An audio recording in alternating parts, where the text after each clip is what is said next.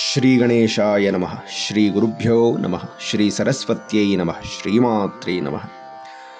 ಸರ್ವಮಂಗಳ ಮಾಂಗಲ್ಯೇ ಶಿವೆ ಸರ್ವಾರ್ಥ ಸಾಧಿಕೆ ಶರಣ್ಯೇ ತ್ರ್ಯಂಬಕೆ ಗೌರಿ ನಾರಾಯಣಿ ನಮೋಸ್ತುತೆ. ಎಲ್ಲರಿಗೂ ನಮಸ್ಕಾರಗಳು.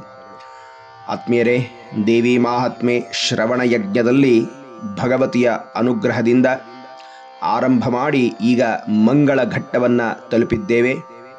ನನಗೆ ಬಹಳಷ್ಟು ಜನ ದೇವಿಯ ಭಕ್ತರು ಸ್ವಾಮಿ ದುರ್ಗಾ ಸಪ್ತಶತಿಯ ಬಗ್ಗೆ ತಿಳಿಸಿಕೊಡಿ ಅಂತ ಕೇಳಿದ್ದರಿಂದ ಆ ದೇವಿಯ ಅನುಗ್ರಹ ಹಾಗೆ ಗುರುವಿನ ಕೃಪಾಶೀರ್ವಾದದಿಂದ ಅದನ್ನು ತಿಳಿಸುವ ಪ್ರಯತ್ನ ಮಾಡಿದ್ದೇನಷ್ಟೇ. ಇನ್ನು ತಿಳಿಯಬೇಕಾದ್ದು ಅಗಾಧವಾಗಿದೆ. ಈಗ ಈ ದೇವಿ ಮಾಹಾತ್ಮೆಯ ಕೊನೆಯ ಧ್ವನಿ ಸುರುಳಿ ಇದಾಗಿದೆ. ಹೀಗಾಗಿ ಪ್ರಾರಂಭದಿಂದಲೂ ಅನೇಕ ದೇವಿಯ ಭಕ್ತರು, ಉಪಾಸಕರು ಈ ಚಿಂತನೆಗಳನ್ನೆಲ್ಲ ಕೇಳಿ ಪ್ರೋತ್ಸಾಹವನ್ನು ಕೊಟ್ಟಿದ್ದೀರಿ. ಮತ್ತು ನಿಮ್ಮಲ್ಲಿ ಮತ್ತೊಂದು ಪ್ರಾರ್ಥನೆ, ಶ್ರೀ ಲಲಿತಾ ರಹಸ್ಯ ಸಹಸ್ರನಾಮದ ವ್ಯಾಖ್ಯಾನವೂ ಸಹ ದೇವಿಯ ಅನುಗ್ರಹದಿಂದ ನಾನು ಮಾಡ್ತಾ ಇದ್ದೇನೆ.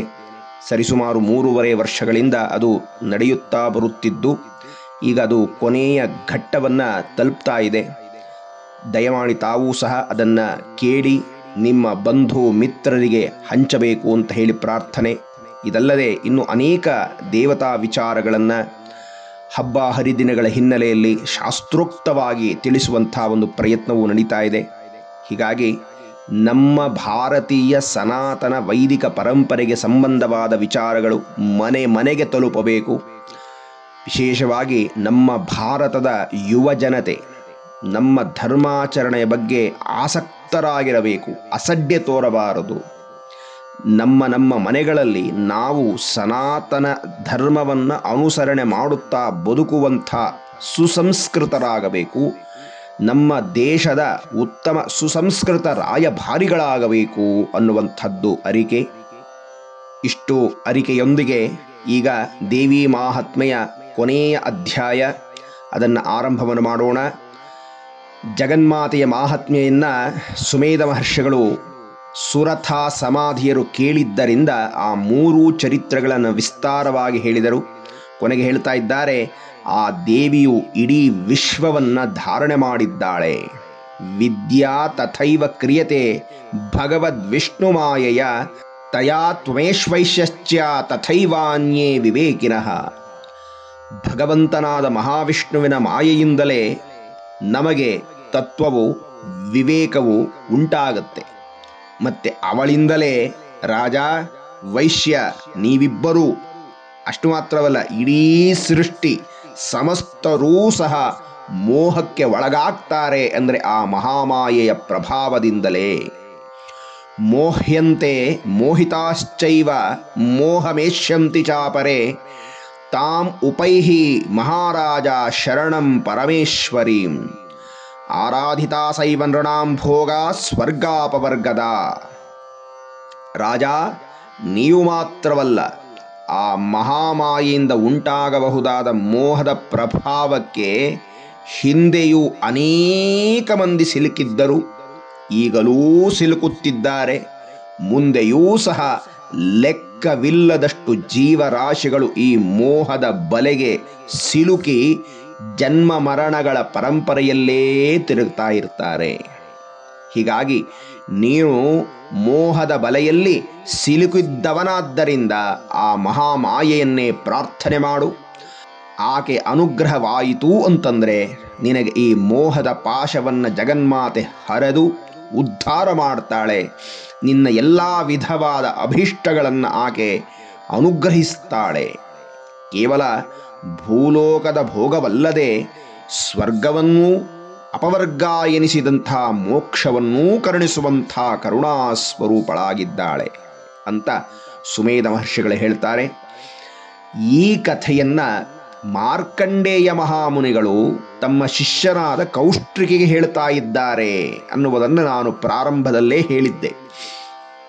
ಅಯ್ಯ, ಆ ಸುರಥಾ ಸಮಾಧಿಯರು ಗುರುಗಳಾದ ಸುಮೇಧ ಮಹರ್ಷಿಗಳ ಪಾದಕ್ಕೆ ನಮಸ್ಕಾರವನ್ನು ಮಾಡಿ, ಗುರುದೇವ, ನೀವು ನಮ್ಮಲ್ಲಿದ್ದ ಮೋಹತ್ವವನ್ನು, ಮಮತ್ವವನ್ನು, ಅಜ್ಞಾನವನ್ನು ಕಳೆದು ಹಾಕಿದ್ದೀರ.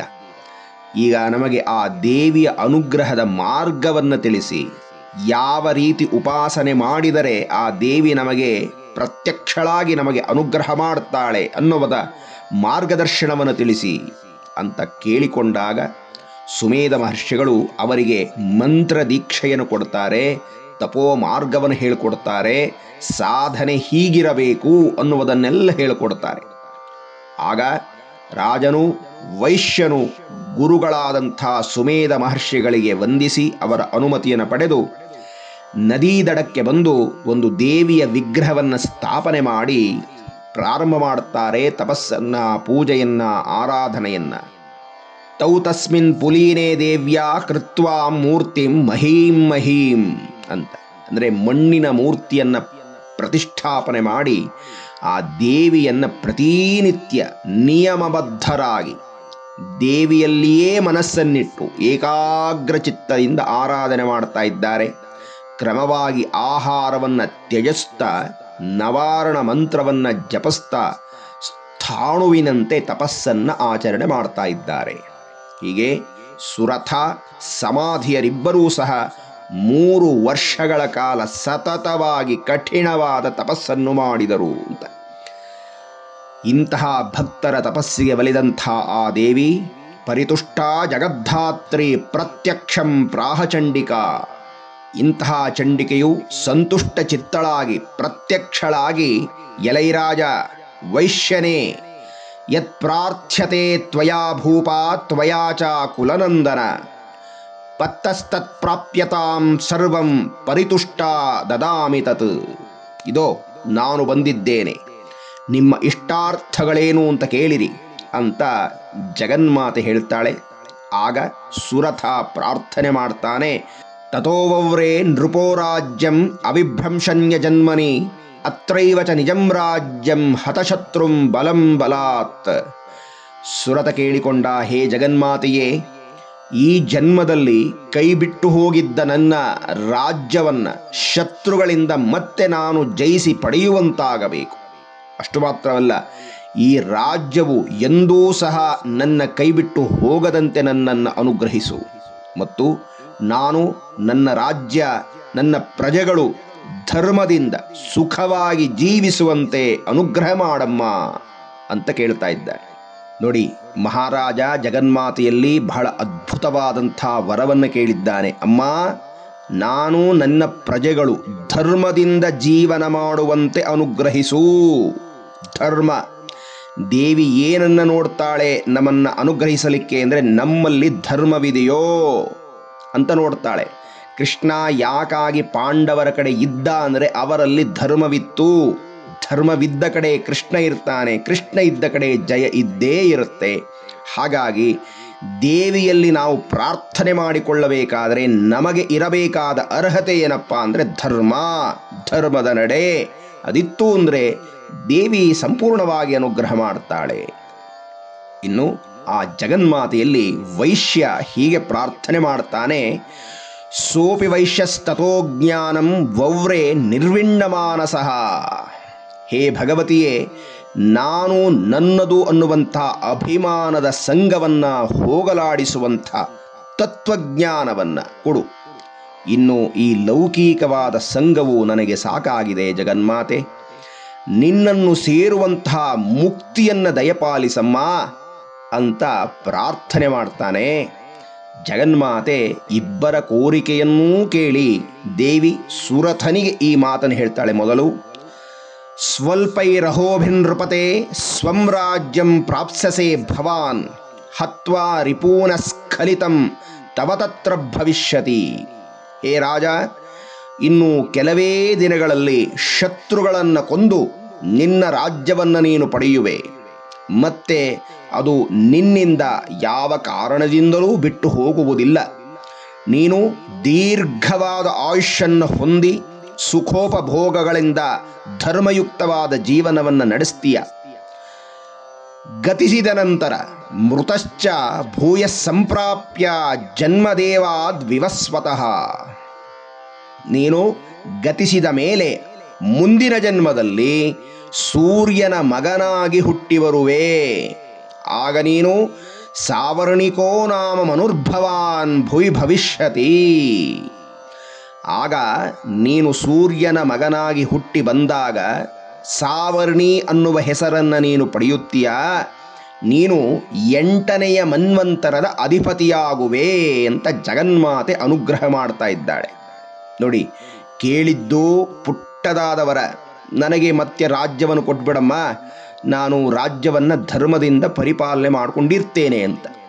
ಜಗನ್ಮಾತೆ ಅಷ್ಟು ಮಾತ್ರ ಕೊಟ್ಟದ್ದಲ್ಲ, ಅನುಗ್ರಹವನ್ನು ಮಾಡಿ ನೀನು ಸುಖೋಪಭೋಗಗಳನ್ನು ಧರ್ಮಬದ್ಧವಾಗಿ ದೀರ್ಘವಾದ ಆಯುಷ್ಯನ್ನು ಅನುಭವಿಸಿ ಮುಂದಿನ ಜನ್ಮದಲ್ಲಿ ಸೂರ್ಯ ಸಾಕ್ಷಾತ್ ನಮಗೆ ಕಾಣುತ್ತಿರುವಂಥ ಭಗವಂತ ಅವನ ಮಗನಾಗಿ ಸಾವರ್ಣಿ ಎನ್ನುವ ಹೆಸರನ್ನು ಪಡೆದು 8ನೆಯ ಮನ್ವಂತರದ ಅಧಿಪತಿ ಒಡೆಯ ನಾಥನಾಗುತ್ತೀಯ ಅಂತ ಅಂಥ ಅದ್ಭುತವಾದ ಪದವಿಯನ್ನು ಕೊಡ್ತಾಳೆ. ಆನಂತರ ವೈಶ್ಯನಿಗೆ ಜಗನ್ಮಾತೆ ಹೇಳ್ತಾಳೆ, ವೈಶ್ಯವರ್ಯ ತ್ವಯಾಯಶ್ಚ ವರೋಸ್ಮತ್ತೋಭಿವಾಂಛಿತಃ ತಂ ಪ್ರಯಚ್ಛಾಮಿ ಸಂಸಿದ್ಧೈ ತವ ಜ್ಞಾನಂ ಭವಿಷ್ಯತಿ. ಯಾ ವೈಶ್ಯನೇ, ನೀನು ಅಪೇಕ್ಷಿಸಿದಂತೆ ತತ್ವಜ್ಞಾನ ನಿನಗೆ ಸಿದ್ಧಿಯಾಗಲಿ. ಅದರಿಂದ ನಿನಗೆ ಇದ್ದಂತಹ ಮೋಹವು ಕ್ಷಯವಾಗಿ ಮೋಕ್ಷದ ಮಾರ್ಗ ನಿನಗೆ ಅನುಗ್ರಹವನ್ನು ಮಾಡ್ತೇನೆ. ಇನ್ನು ನಿನಗೆ ಉಳಿದ ಆಯುಷ್ಯನಲ್ಲಿ ಮೋಹರಹಿತವಾದ ನಿಸ್ಸಂಗಿಯಾದಂತಹ ತಪೋ ಜೀವನವನ್ನು ಅನುಸರಣೆ ಮಾಡುತ್ತಾ ಆತ್ಮಾನುಸಂಧಾನದಲ್ಲೇ ಕಾಲವನ್ನು ಕಳಿ.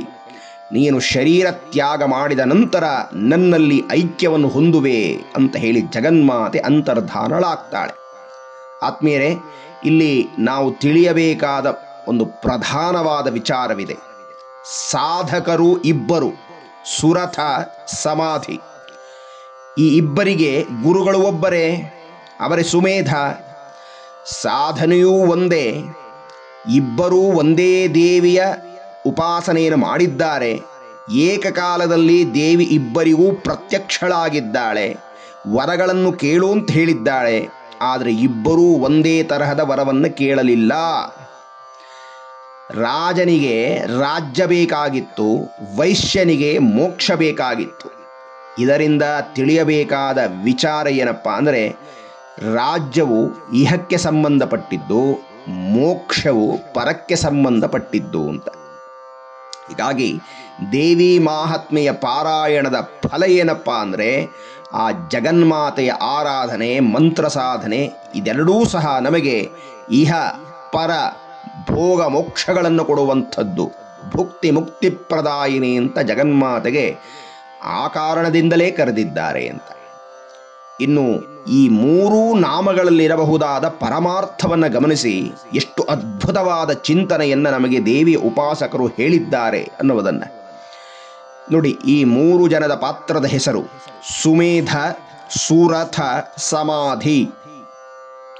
ನಾವು ಸುರಥನೂ ಆಗಬೇಕು, ಹಾಗೆ ಸಮಾಧಿಯೂ ಆಗಬೇಕು. ನಾವು ಆಗಬೇಕು ಅಂತ ಹೇಳ್ತಾ ಇದ್ದಾರೆ. ಈ ಎರಡೂ ನಾವು ಆಗಬೇಕಾದರೆ ನಮಗೆ ಸುಮೇಧ ಅನ್ನುವ ಗುರುವಿನ ಅನುಗ್ರಹ, ಮಾರ್ಗದರ್ಶನ ಇರಬೇಕು ಅಂತ. ಹಾಗಾಗಿ ಈ 3 ನಾಮದಲ್ಲಿ ಒಂದು ಅದ್ಭುತವಾದಂಥ ಚಿಂತನೆ ಇದೆ, ಗಮನಿಸಿ. ಸುರಥ ಏನು ಕೇಳಿಕೊಂಡ? ರಾಜ್ಯವನ್ನ ಮತ್ತೆ ಪಡೆದು ಧರ್ಮದಿಂದ ಪರಿಪಾಲನೆ ಮಾಡುವಂತೆ ಅನುಗ್ರಹಿಸಮ್ಮ ಅಂತ ಕೇಳಿದ. ಈ ಸುರಥನಿಗೆ ರಾಜ್ಯವಿತ್ತು, ರಾಜ್ಯ ಮತ್ತೆ ನನಗೆ ಹಿಂತಿರುಗಿ ಕೊಡಮ್ಮ ಅಂತ ಕೇಳಿದ. ಆದರೆ ನಮಗೆ ಯಾವ ರಾಜ್ಯವಿದೆ ಹಾಗೆ ಕೇಳಿಕೊಳ್ಳೋಣ ಅಂದರೆ, ನಮ್ಮ ಬದುಕೇ ನಮಗೆ ನಮ್ಮ ರಾಜ್ಯ, ನಮ್ಮ ಶರೀರವೇ ನಮಗೆ ರಥ. ಈ ಬದುಕೆಂಬ ರಾಜ್ಯದಲ್ಲಿ ನಮ್ಮ ಶರೀರವು ಧರ್ಮದಿಂದ ನಡೆಯುವಂತೆಯೂ ಯಾವಾಗಲೂ ರೋಗಾದಿಗಳು ಆದಿವ್ಯಾಧಿಗಳಿಲ್ಲದೆ ಸದಾಚಾರಿಯಾಗಿ ಬದುಕು ಸಾಗಲಿ ಅಂತ ಕೇಳಿಕೊಂಡಾಗ ನಾವು ಸುರಥರಾಗುತ್ತೇವೆ ಅಂತ. ಯಾಕೆ ಅಂದರೆ ಉಪನಿಷತ್ನಲ್ಲಿ ಈ ಶರೀರವು ರಥಕ್ಕೆ ಹೋಲಿಸ್ತಾ ಇದ್ದಾರೆ. ರಂಭಣಶೀಲತ್ವಾತ್ ರಥಃ ಅಂತ, ಅಂದರೆ ಕದಲುವ ಶಕ್ತಿಯನ್ನು ಹೊಂದಿರುವಂಥದ್ದು ರಥ. ಶರೀರವೂ ಸಹ ಕದಲ್ತಲೇ ಇರುತ್ತೆ. ಆದರೆ ಇದು ಸತ್ಕರ್ಮವನ್ನು ಆಚರಿಸುವ ಸುರಥವಾಗಬೇಕೇ ಹೊರತು ದುಷ್ಕರ್ಮವನ್ನು ಆಚರಣೆ ಮಾಡುವಂಥ ಕುರಥವಾಗಬಾರದು.